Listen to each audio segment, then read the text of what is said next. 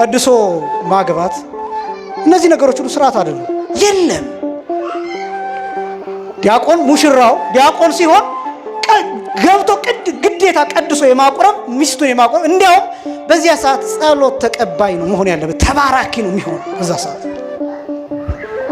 የለም ስርዓቱ ላይ እንዲያውም ይኸውላችሁ ደግሞ የገጠሩ ልንገራችሁ፣ የገጠሩ ብቻ ሳይሆን ፍትሐ ነገሥቱን የሚለው አይለያዩ። ሁለቱ ሙሽሮች እኛ አሁን ይሄ ከተማው እንዳልኳቸው አሻሽለን ካባ ቆንጆ ካባ አሰርተን እናለብሳቸዋለን። ፍትሐ ነገሥቱ ግን የሚለው አንድ መጎናጸፊያ ለሁለት ይልበሱ ነው የሚለው። አንድ መጎናጸፊያ እኔም ማቀያ ነው እስካሁን ድረስ በገጠሪቱ ይደረጋል ነው የምላችሁ። አንድ ልብስ መጽሐፈ ተክሊሉን ስርዓተ ተክሊሉን ብትመለከቱት ለዛቲ ልብስ ባረካ ለዛቲ ልብስ ነው የሚለው፣ ለነዚህ ልብሶች አይደለም የሚለው። ይህቺ ልብስ ባርካት ነው የሚለው። ለምን የምትቀርበው አንዲት ልብስ ነው። አክሊል ሲሆን ግን አክሊላት ብሎ ይናገራል። ለምን ሁለት አክሊል ነው የሚቀርበው። እነዚህ ሁሉ ጸሎት ይደረግባቸዋል። መጎናጸፊያው ጸሎት ይደረግበታል። ከዛስ ያ መጎናጸፊያ አንድ ሆኖ ሁለቱ ይለብሱትና መሃል ላይ በልክ እንደ መርፌ ቁልፍ አይነት ልክ እንደዛ በዛ ይያያዛል። ስለዚህ እስከ መጨረሻው አይለያዩ። ቆርበው እሷ ወደ እናቷ ቤት ትሄዳለች፣ እሱ ወደ ቤተሰቦቹ ቤት ይሄዳል።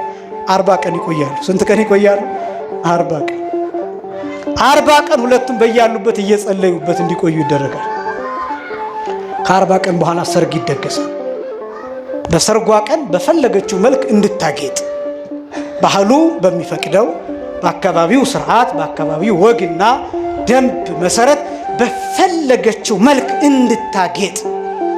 ምክንያቱም ሙሽራይቱ ለሙሽራዋ ራሷን የምትሰጥበት ቀን ነው። በፈለገችው መልክ እንድታጌጥ ይደረጋል።